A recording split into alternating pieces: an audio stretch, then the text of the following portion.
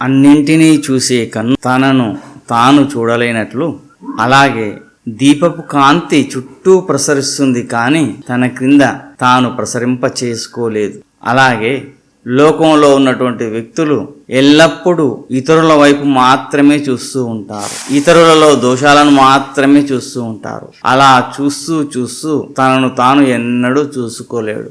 ఎవడైతే తన్ను తాను దర్శిస్తాడో వాడే దైవం. ఈ సత్యాన్ని గుర్తెరుగు. సర్వే జనా సుఖినో భవంతు. జీవితంలో అందమైన బంధం ఏదైనా ఉంది అంటే అది కళ్ళదే.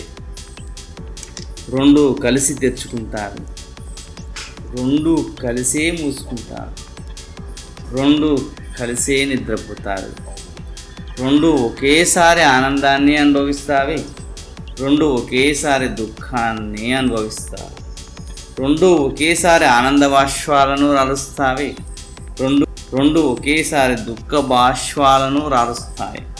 కానీ అవి జీవితాంతం ఒకదానిని ఒకటి చూసుకోకుండానే కళ్ళు మూస్తాయి. అదే కదా అందమైన బంధం అంటే.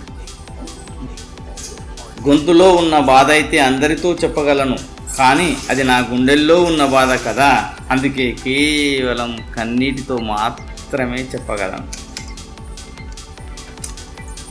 కళ్ళతో నవ్వుతే నీవు అప్పుడు ఆ సమయంలో వర్తమానంలో ఉంటావు, గతంలో భవిష్యత్తులో ఉండవు.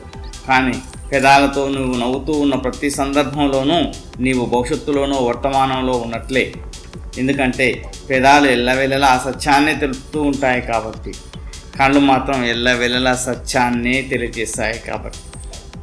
కళ్ళే నిన్ను నిజం వైపు తీసుకెళ్తాయి కాబట్టి. కళ్ళు లేని వాడిని గుడ్డివారు అంటారు, కళ్ళుండి ప్రకృతిని ఆస్వాదించలేని వాడిని మూర్ఖుడు అంటారు. సర్వే జనా సుఖినో భవంతు.